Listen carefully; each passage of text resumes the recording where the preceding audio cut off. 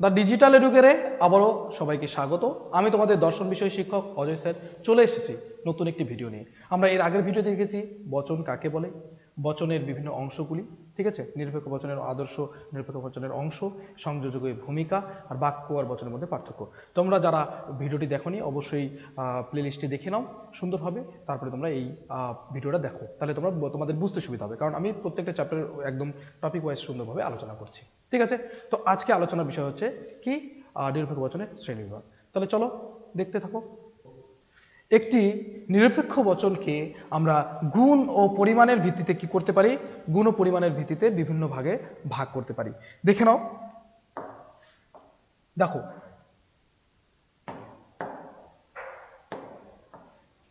নিরপেক্ষ বচনকে কি কিসের কিসের ভিত্তিতে ভাগ করা যায়? নিরপেক্ষ বচনকে পরিমাণের ভিত্তিতে এবং গুণের ভিত্তিতে, গুণের অনুসারে কিন্তু ভাগ করা হয়। পরিমাণের ভিত্তিতে নিরপেক্ষ বচনকে সামান্য এবং বিশেষ এই দুই ভাগে ভাগ করা হয়, এবং গুণ অনুসারে কত ভাগে ভাগ করা যায়? দুই ভাগে ভাগ করা যায়। এগুলো কিন্তু তোমাদের এমসিকিউ প্রশ্নের জন্য খুবই গুরুত্বপূর্ণ কথা, কারণ এই কথাগুলোই কিন্তু তোমাদের প্রশ্নের আকারে আসতে চলেছে। বলবে যে গুণ অনুসারে নিরপেক্ষ বচনকে কত ভাগে ভাগ করা যায় এবং পরিমাণ অনুসারে কত ভাগে ভাগ করা যায়।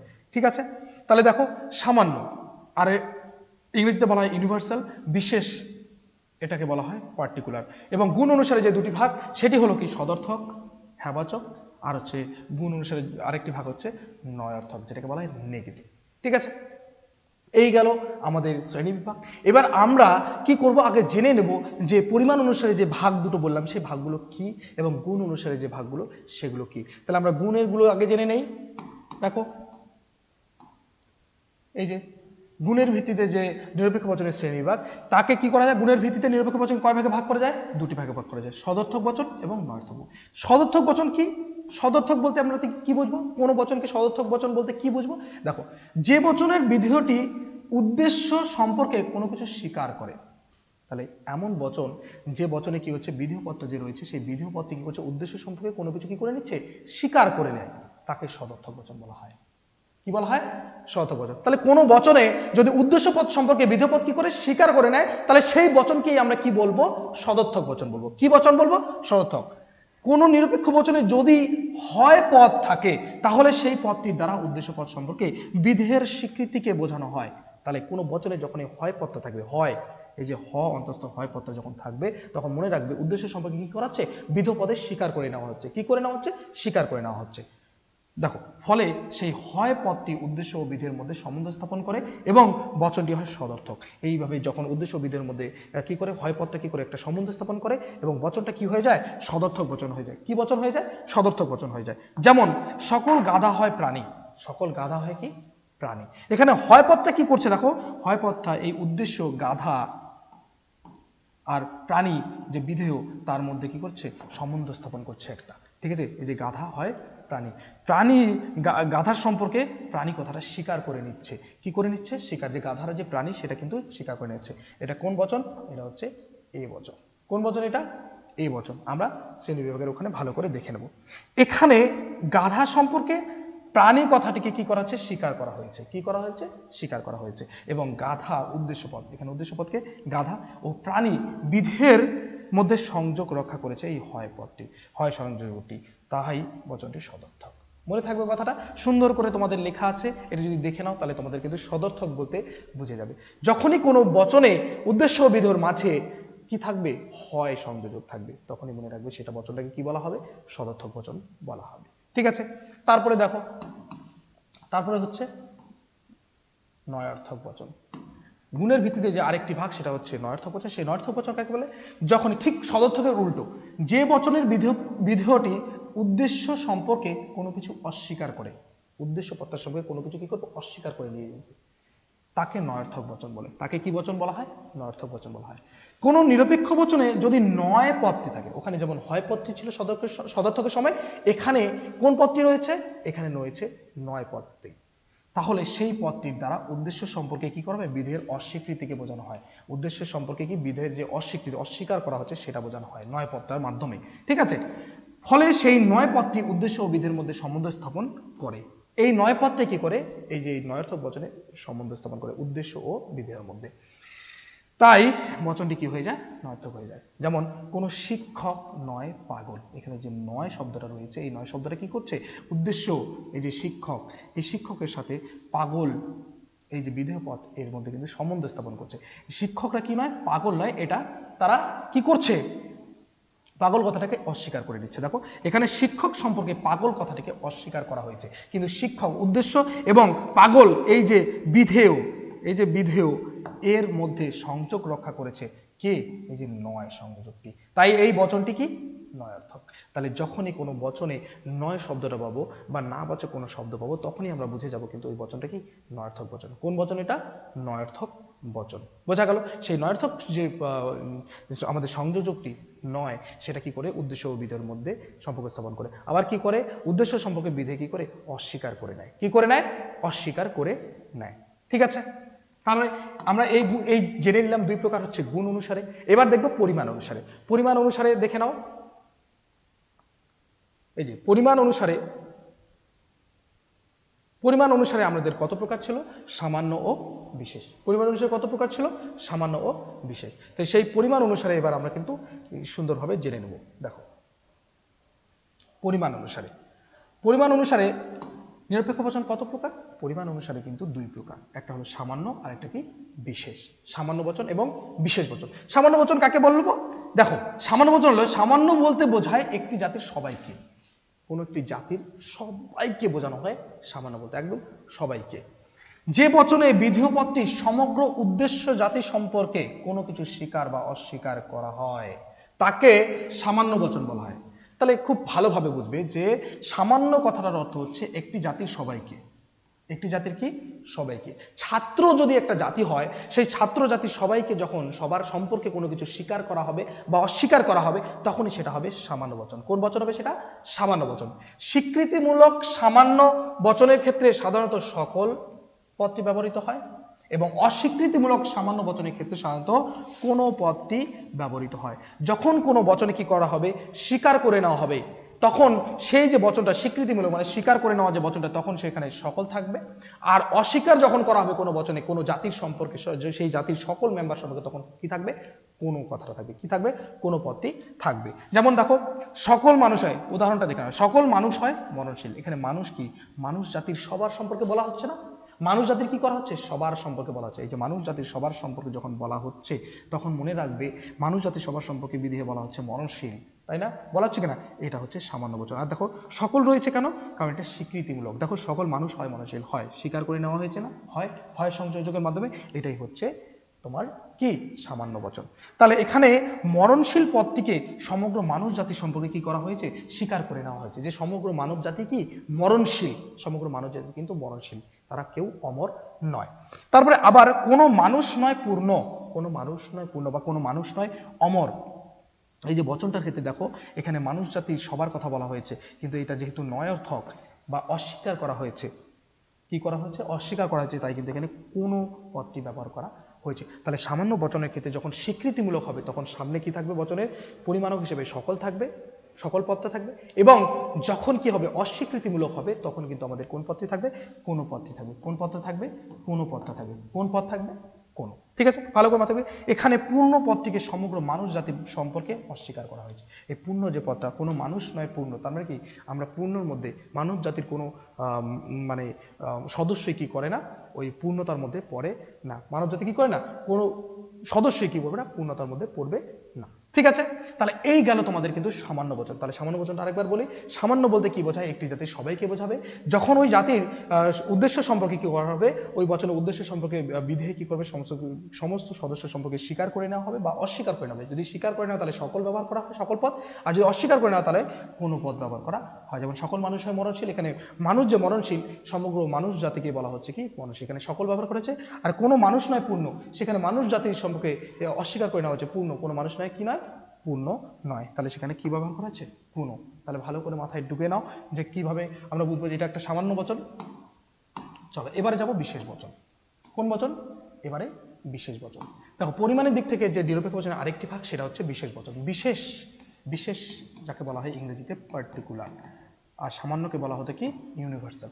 তো বিশেষ সামান্য ঠিক উল্টো হচ্ছে বিশেষ, যেখানে সামান্য বলতে সবাইকে বোঝাতো, এখানে বিশেষ বলতে বোঝায় কি একটি জাতির আংশিককে, মানে অল্প কয়েকজনকে। একটি গোটা জাতির যখন অল্প মানুষ, অল্প অল্প সদস্যকে বোঝাবে, কিছু পরিমাণ সদস্যকে বোঝাবে, তখনই সেটাকে বলা হবে কি বিশেষ বচন। কি বচন বলা হবে? বিশেষ বচন। দেখো, যে বচনে বিধেয় পদটিতে অংশত উদ্দেশ্য জাতি সম্পর্কে কোনো কিছু স্বীকার বা অস্বীকার করা হয়, তাহলে যে বচনে কি করা হবে? উদ্দেশ্য পদ সম্পর্কে, উদ্দেশ্য পদে একটি জাতির বা উদ্দেশ্য পদটির সম্পর্কে কি করা হবে? উদ্দেশ্য যে জাতিটির সম্পর্কে তার অল্প কিছু সম্পর্কে বিধেয়তে স্বীকার বা অস্বীকার করা হবে, তাকেই বলা হয় কি বিশেষ বচন। যখন উদ্দেশ্য পদে যে জাতি থাকবে, সেই জাতির সম্পর্কে বিধেয় পদে কি করবে? অল্প কিছু স্বীকার করা হবে, অল্প কয়েকজনকে।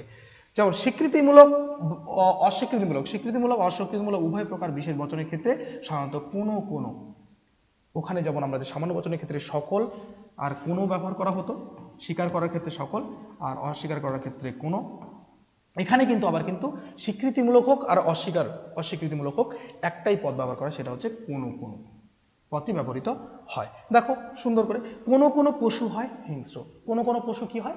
হিংস্র হয়। তাহলে এখানে পশু সম্পর্কে কি করা হচ্ছে? এই যে হিংস্রতাটাকে স্বীকার করে নেওয়া হচ্ছে, কিন্তু সকল পশুর ক্ষেত্রে নয়। কি কোনো এই যে কোনো শব্দের মাধ্যমে কিন্তু এটাকে বিশেষ করে দেওয়া হয়েছে। কি করে দেওয়া হয়েছে? বিশেষ। তার মানে কি এটা বলতে চেয়েছে কি যে কোনো পশুই কিন্তু কি হয়? হিংস্র হয়। সকল পশু কি হিংস্র হয়? না, এই কথাটা কিন্তু তোমাদের বোঝাতে চেয়েছে। এখানে হিংস্র পদটিকে আংশিক পশু সম্পর্কে স্বীকার করা হয়েছে। এই যে হিংস্র যে পদটি, সেই পদে কি হয়েছে? আংশিক পশু সম্পর্কে স্বীকার করে নেওয়া হয়েছে, অল্প কিছু পশু সম্পর্কে। সমস্ত পশু কি নয়? হিংস্র নাই। তারপরে দেখো বলা হচ্ছে কোনো পশু নয় হিংস্র, কোনো পশু নয় হিংস্র। তারপরে আবার বলা হয়েছে, সেটারই একদম নয়ার্থক বচন হিসেবে বলা হয়েছে, দেখো যে কোনো পশু নয় কি হিংস্র। সব পশু যেমন হিংস্র নয়, সব পশু আবার হিংস্র নয়। ঠিক আছে, বলেছে কোনো পশু নয় হিংস্র। তার মানে কিছু পশু আছে যারা হিংস্র নয়, আবার কিছু পশু কি হয়? হিংস্র হয়। তাহলে এই যে কোনো শব্দের মাধ্যমে কি বলা হচ্ছে? বিশেষ করে দেওয়া হচ্ছে এখানে। তাহলে এখানেও কি করা হচ্ছে? হিংস্র পদটিকে দিয়ে কি আংশিকভাবে পশু সম্পর্কে অস্বীকার করে নেওয়া হয়েছে। তার মানে বলা হচ্ছে, যেমন আমরা আরেকটা উদাহরণ দিয়ে বুঝতে পারি, কোনো মানুষ হয় সৎ। এখানে সকল মানুষের কথা বলেনি, কিছু যখনই কিছু মানুষের কথা বলবে, সেটাই হচ্ছে বিশেষ। সেটাই কি বিশেষ। এটা তোমাদের কিন্তু মাথায় রাখতে হবে। ঠিক আছে, তাহলে আমরা বুঝলাম সামান্য বচন। গুণ অনুসারে দেখলাম বচন দুই প্রকার, নিরপেক্ষ বচন কি একটা হচ্ছে তোমাদের সদর্থক ও নয়ার্থক। আর তারপরে জানলাম যে আমরা কি জানলাম? বিশেষ পরিমাণ অনুসারে বচনকে আরো নিরপেক্ষ বচনকে দুটি ভাগে ভাগ করা যায়, সেটা হচ্ছে সামান্য ও বিশেষ। ঠিক আছে, আমরা জানলাম কোনটা কি। এবারে আমরা জানবো আরো একটা শ্রেণী বিভাগ, যেটা খুবই গুরুত্বপূর্ণ হতে চলেছে, ভালো করে দেখবে, যে পরিমাণ অনুসারে দু ভাগে ভাগ করা যায়, গুণ অনুসারে দু ভাগে ভাগ করা যায়। এবারে কি করা হয়েছে? এই গুণ ও পরিমাণ জুড়ে আরেকটি ভাগ করা হয়েছে, সেটাকে বলা হয় কি গুণ ও পরিমাণ অনুসারে তাহলে নিরপেক্ষ বচনকে কত ভাগে ভাগ করা যায়, যেটাকে বলা হয় নিরপেক্ষ বচনের চতুর্বর্গ পরিকল্পনা। যেটাকে কি বলা হয়? চতুর্বর্গ পরিকল্পনা। সেটা একবার শ্রেণীবিভাগটা তোমরা ভালো করে দেখে নাও। কি বলেছে? গুণ আর পরিমাণ, গুণ অনুসারে পরিমাণ অনুসারে দুই প্রকার, গুণ অনুসারে দুই প্রকার। এখানে আমাদের এই চার প্রকার বচনকে জুড়ে দিয়ে একটা পরিকল্পনা তৈরি করা হয়েছে, যেটাকে বলা হয় নিরপেক্ষ বচনের চতুর্বর্গ পরিকল্পনা। দেখো, সামান্য বচন যেটি, সে বচনটা কি হতে পারে? সদর্থক হতে পারে, আবার নয়ার্থকও হতে পারে, এটা আমরা জানলাম। আবার বিশেষ বচন যেটা, সেটাও কি হতে পারে? সদর্থক হতে পারে, নয়ার্থক হতে পারে। এইভাবেই কিন্তু এই গুণ ও পরিমাণ দুটোকে জুড়ে আমাদের আরো চারটি বচনের ভাগ পাবো, যেটাকে বলা হয় গুণ ও পরিমাণ অনুসারে। ঠিক আছে, চতুর্বর্গ পরিকল্পনা। দেখো, তাহলে প্রথমে এখান থেকে আমরা সামান্য বচনকে নিলাম, এবং সামান্য বচন হয়ে গেল কি সদর্থক। কি হয়ে গেল? সদর্থক। কি হয়ে গেল? সদর্থক। তাহলে সেটাকে বলা হবে কি সামান্য সদর্থক বচন। এই সামান্য সদর্থক বচনকে ইংরেজিতে কোন অক্ষর দিয়ে? এ। কোন অক্ষর দিয়ে? এই বচন দিয়ে। তারপরে এ ইংরেজি এ অক্ষর দিয়ে এটাকে বোঝানো হয়। এটা মাথায় রাখবে যে এ বচন তাকে বাংলায় কি বলা হবে, তাকে সেই বচনের নাম কি? সামান্য সদর্থক, বা সামান্য সদর্থক বচন কোনটি? এ। ঠিক আছে, চারটা বচনই তোমাদের কিন্তু অপশনে দেবে। তারপরে দেখো, তারপরে আমরা কি করব? এবার সামান্য নেব। আবার সামান্য নিয়ে সামান্য বচন কি হতে পারে? নয়ার্থক হতে পারে। তাহলে এই যে দেখো নয়ার্থকে চলে গেছে। ঠিক আছে, তাহলে দেখো সামান্য নয়ার্থক বচন কোনটা? ই বচন। কোন বচন? ই বচন। এই সামান্য সদর্থক বচন, আর এটা হচ্ছে সামান্য নয়ার্থক বচন। হলো, বোঝা গেল? তারপরে দেখো এবার বিশেষ থেকেও আমরা কি যাব? প্রথমে সদর্থকে যাব, বিশেষ, তারপরে হচ্ছে সদর্থক। দেখো চার জন্য হয়েছে বিশেষ, সদর্থক। তারপরে এই বচনকে আমরা ইংরেজি আই অক্ষর দিয়ে বোঝাই। তারপরে দেখো এবার বিশেষে যাব, বিশেষ থেকে যাব কোথায়? আমরা হচ্ছে নয়ার্থকে বিশেষ তারপরে হচ্ছে নয়ার্থক, যা জুড়ে কি হলো বিশেষ নয়ার্থক, যেটাকে ইংরেজি ও অক্ষর দ্বারা কিন্তু প্রকাশ করা হয়। কোন অক্ষর দ্বারা প্রকাশ করা হয়? ও অক্ষর দ্বারা। ঠিক আছে, তাহলে এ ই আই ও, তাহলে যদি বলা হয় গুণ ও পরিমাণশালী বচন কত প্রকার? 4 প্রকার। কি কি? এ ই আই ও, সামান্য সদর্থক, সামান্য নয়ার্থক, বিশেষ সদর্থক, বিশেষ নয়ার্থক। এই কথাটা কিন্তু মাথায় রাখতে হবে, আর এইটা কিন্তু তোমাদের এমসিকিউ প্রশ্ন আসে। এই যে দুটো গ্রিক শব্দ অ্যাফার্মো এবং নেগো থেকে এই 4টা বচন এসেছে। দেখো অ্যাফার্মো কথার অর্থ হচ্ছে সদর্থক, যেখানে এ বচন, এ সামান্য বচন এবং আই বিশেষ বচন, এই দুটো বচনকে কিন্তু পাওয়া যায়। দেখো অ্যাফার্মো শব্দের মধ্যে প্রথমে এ রয়েছে এবং তারপরে কি রয়েছে? আই রয়েছে। দুটোই সদর্থক। ভালো করে দেখো, দুটোই সদর্থক। কেন? এই যে এ বচন, এটাও কি সামান্য সদর্থক, আর এটা দেখো এই যে কোথায় গেল আই বচন কোনটা? এই যে বিশেষ সদর্থক, এটা কিন্তু সদর্থক। বোঝা গেল কথাটা? এই জন্য অ্যাফার্মো শব্দ থেকে এসেছে, তোমাদেরকে বলতেই পারে, প্রশ্ন আসতেই পারে। তারপরে নেগো শব্দ থেকে দেখো, নেগো শব্দ থেকে আমাদের দুটো পেয়েছি, দুটো বচন, যেটা হচ্ছে একটা হচ্ছে ই আর একটা হচ্ছে ও, একটা হচ্ছে ই আর একটা কি? ও। তাহলে এই যে নেগো শব্দের থেকে কিন্তু আমরা দুটো জিনিস পেয়েছি। কি কি পেয়েছি দেখে নাও, একটা হচ্ছে ই বচন আর একটা হচ্ছে ও বচন। ঠিক আছে, তাহলে এই দুটো নয়ার্থক বচন যে রয়েছে, এই দুটো নয়ার্থক বচন আমরা নেগো শব্দ থেকে পাই এবং অ্যাফার্মো শব্দ থেকে পাই। এ আর আই দুটোই কিন্তু কি শব্দ? দুটোই গ্রিক শব্দ। কি শব্দ? দুটোই গ্রিক শব্দ। যুক্তিবিজ্ঞানী অ্যারিস্টটল 4 প্রকার বচনের সাংকেতিক নাম দিয়েছেন। আমরা যা লজিক করছি তার সমস্তই কিন্তু অ্যারিস্টটলে। আমরা এই যে এ পর্যন্ত যত কিছু লজিক করছি, আমরা আরও যতগুলো অধ্যায় পাবো তোমাদের দ্বাদশ শ্রেণীতে, সবগুলোই কিন্তু কি? অ্যারিস্টটলের লজিক। ঠিক আছে, আমাদের পাশ্চাত্য যুক্তিবিজ্ঞানের জনককে? অ্যারিস্টটল যুক্তিবিজ্ঞান। এটাও কিন্তু তোমাদের এমসিকিউ প্রশ্ন, ভালো করে মনে রাখবে। ঠিক আছে, এখন আমরা জেনে নেব সামান্য সদর্থক বচন কি, সামান্য নয়ার্থক বচন কি, বিশেষ সদর্থক বচন কি, বিশেষ নয়ার্থক বচন কি। আমরা এই এক এক করে প্রত্যেকটা জিনিস কিন্তু ডিটেলস ভাবে জেনে নেব। ঠিক আছে, দেখো সুন্দর করে বলা রয়েছে যে গুণ ও পরিমাণের ভিত্তিতে নিরপেক্ষ বচনকে কত ভাগে ভাগ করা যায়? 4 ভাগে ভাগ করা যায়। কত ভাগে ভাগ করা যায়? 4 ভাগে। তোমরা দেখতেই পেলে, সামান্য সদর্থক, সামান্য নয়ার্থক, বিশেষ সদর্থক, বিশেষ নয়ার্থক, এই 4টা প্রকার ছিল। এই 4টা প্রকার দেখো, সামান্য সদর্থক বচন, সামান্য সদর্থক বচন কোনটা ছিল? এই বচন। কোনটা বচন ছিল? এই বচন। এবার সামান্য কথার অর্থ কি ছিল? একটা জাতির সবাইকে বোঝানো। আর সদর্থক কথার মানে কি? হয়। তার মানে কি? সামান্য মানে সকল, আর হচ্ছে আরেকটা কিছু হয়। তাহলে এখানে আমাদের বুঝতে হবে যে আমাদের বচনটাদের মধ্যে সকল হয় কথাটা কিন্তু থাকবেই। তাহলে তার মানে কি? মানব জাতির সমস্ত কিছুকে স্বীকার করে নিব। তাহলে যে নিরপেক্ষ বচনে বিধেয় পদটির সমগ্র উদ্দেশ্য জাতি সম্পর্কে কোনো কিছু কি করা? স্বীকার করা হয়। তাহলে এমন বচন যেখানে কি করা হয়? উদ্দেশ্য পদ যে রয়েছে, সেই উদ্দেশ্য পদের যে জাতি, সেই জাতির সবার সম্পর্কে, সমস্ত সদস্য সম্পর্কে কি করে না? স্বীকার করে না হয়, সেটাই হচ্ছে সামান্য সদর্থক বচন। যেমন আমরা যে উদাহরণটা বারবার করছি না, সকল মানুষ হয় মরণশীল। সকল মানুষ হয় কি? মরণশীল। এই যে মানুষ জাতির সম্পর্কে কি করা হচ্ছে? মরণশীলে স্বীকার করে নেওয়া হচ্ছে। আর এখানে কি পরিমাণটা? সকল মানে কি? সামান্য, আর হয় মানে কি? সদর্থক। এই জন্য বলা হচ্ছে এটা সামান্য সদর্থক বচন। বোঝা গেল? একদম ইজি। এখানে মরণশীল পদটিকে কি করা হচ্ছে? সমগ্র মানুষ জাতির সম্পর্কে কিন্তু স্বীকার করা হয়েছে। এই যে মরণশীল পদটাকে কি করা হয়েছে?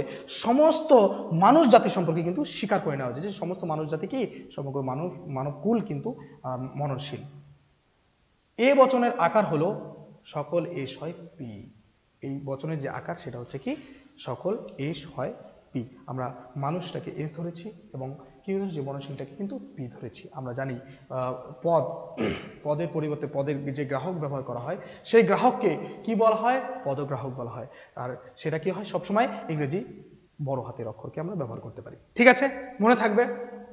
এবারে এই গেল সামান্য সদর্থক বচন, যেখানে আমরা কি করব? সকল জাতির সম্পর্কে উদ্দেশ্যে যে জাতি থাকবে, সেই জাতির সম্পর্কে কি করা হবে? কোনো কিছু স্বীকার করে নেওয়া হবে। কোথায় স্বীকার করা হবে? বিধেয়তে কিন্তু স্বীকার করে নেওয়া হবে। ঠিক আছে, তারপরে দেখো সামান্য নয়ার্থক বচন। সামান্য নয়ার্থক বচন কি? সামান্য নয়ার্থক বচন হচ্ছে ইংরেজি অক্ষরে প্রকাশ করা হয়। সামান্য কথার মানে সবাইকে, নয়ার্থক মানে না। তার মানে সবার কথা কি করা হবে? অস্বীকার করে নেওয়া। এটার নামটাতেই বোঝা যাচ্ছে। যে নিরপেক্ষ বচনে বিধেয় পদটি সমগ্র উদ্দেশ্য জাতির সম্পর্কে কি করে? কোনো কিছুকে অস্বীকার করে। ঠিক তার উল্টো, কোনো কিছুকে কি করা হয়? অস্বীকার করা হয়। তাকে বলে সামান্য নয়ার্থক বচন বলে। মনে থাকবে কথাটা, যে কোনো নিরপেক্ষ বচনে কি করা হবে? বিধেয় পদটি সম্পর্কে উদ্দেশ্য জাতির সমস্ত কিছু সম্পর্কে, উদ্দেশ্য জাতির সবাই সম্পর্কে কি করা হবে? অস্বীকার করা হবে। যেমন কোনো মানুষ নয় পূর্ণ বা অমর, এখানে অমর কথাটাও লিখে দিতে পারো। তাহলে কোনো মানুষ নয় কি? অমর। এই যে কোনো বলতে কি? আমরা জানি এটা সামান্যর, যখন আমরা অস্বীকার করতাম তখন তারপরে নয় আছে, নয় মানে কি, নয় হচ্ছে নয় অর্থাৎ পরিমাণের দিক থেকে আমরা পেয়েছিলাম, তাহলে এটা হলো সামান্য, পরিমাণের দিক থেকে সামান্য, আর যদি আমরা দেখি গুণের দিক থেকে সেটা হচ্ছে নয়ার্থক, তাহলে এর জন্য বলা হচ্ছে সামান্য নয়ার্থক। ঠিক আছে, এখানে কি করা হচ্ছে, পূর্ণ বা যে অমর, পূর্ণ বা যে অমর পদটি কি করছে, সমগ্র মানুষ জাতি সম্পর্কে কি করছে, অস্বীকার করা হয়েছে। পূর্ণ বা মানুষ পদটিকে কি করা হচ্ছে, অস্বীকার করা হচ্ছে, যে কোনো মানুষই কখনো কি হবে না, অমর হবে না বা পূর্ণ হবে না। ঠিক আছে, দেখো তাই বলেছে। ই বচনের যে আকার সেটা কি হবে, কোনো এস নয় পি, কোনো কি নয়, কোনো এস নয় পি, এটা কিন্তু তোমাদের মাথায় রাখতে হবে। ঠিক আছে, তাহলে কোনো এস নয় পি, তাহলে আমরা জানলাম সামান্য সদর্থক বচন কি, সামান্য নয়ার্থক বচন কি। সামান্য সদর্থক মানে হচ্ছে সকল এস হয় পি, আর সামান্য নয়ার্থক বচন হচ্ছে কি কোনো এস নয় পি। এখানে সবার কথা স্বীকার করে নেওয়া হচ্ছে, এখানে সবার কথা অস্বীকার করে নেওয়া হচ্ছে। ঠিক আছে, দেখো তারপরে আমরা যাবো এবারে কি, এবারে আমরা আরো দুটি প্রকার রয়েছে আমাদের, সামান্য সদর্থক জানানো, সামান্য নয়ার্থক, এবার হচ্ছে বিশেষ সদর্থক, বিশেষ নয়ার্থক।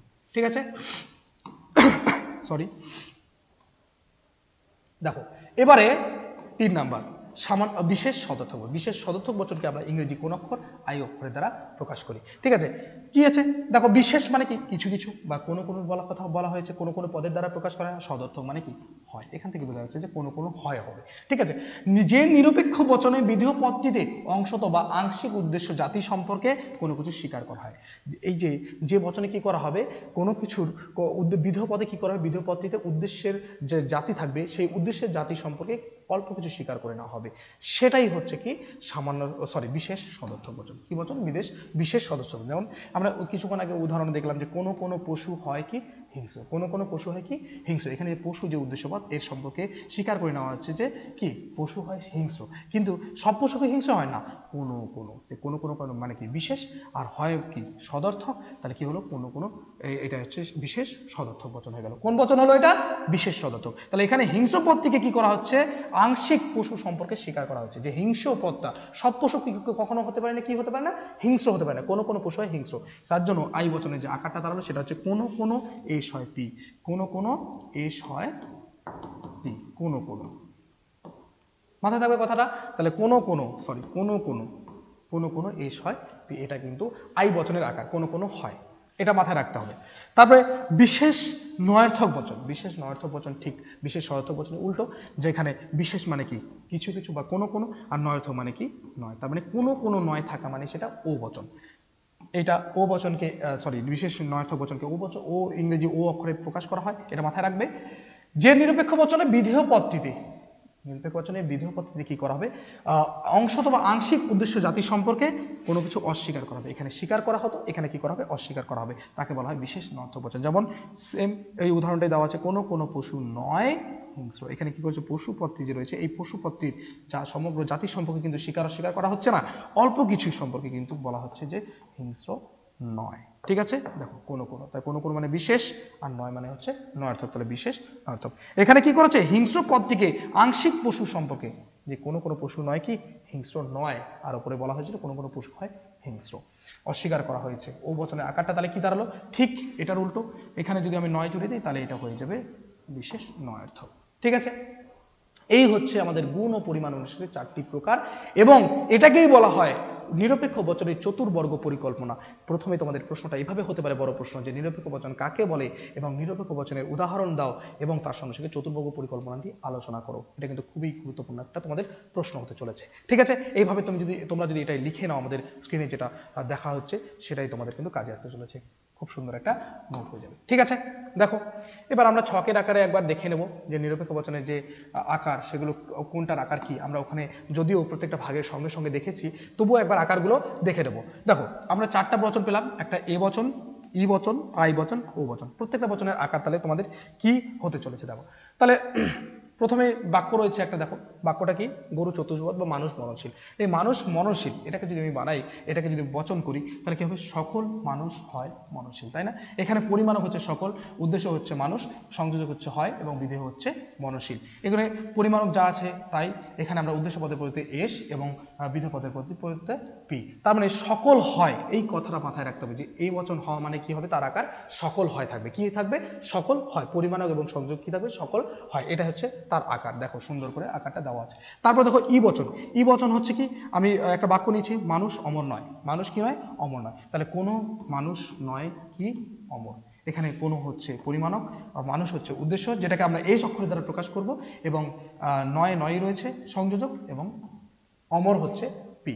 ঠিক আছে, তাহলে এটা হচ্ছে কোনো নয়। তারপরে কি হবে ভালো করে দেখো, এই বচনের ক্ষেত্রে আমাদের সকল হয়, এবং ই বচনের ক্ষেত্রে কোনো নয়। আর কি হবে, এবার আই বচনে যাব। আই বচন দেখো, আই বচনে কিছু ফুল লাল। কিছু ফুল লাল মানে কি, সব ফুল কি কখনো লাল হতে পারে? সব ফুল কখনো লাল হতে পারে না। সেখানে কি কোনো কোনো ফুল হয় লাল। কোনো কোনো ফুল হয় কি লাল। এটা তোমাদেরকে মাথায় রাখতে হবে। কোনো কোনো এস হয় তাহলে কি পি। তাহলে কোনো কোনো যে হয়, এই কোনো কোনো হয়টাই কিন্তু তোমাদের কি দাঁড়াচ্ছে, আই বচনের আকার যাচ্ছে। কোনো কোনো হয়, তাহলে আমরা জানলাম সকল হয়, কোনো নয়, আবার কোনো কোনো হয়।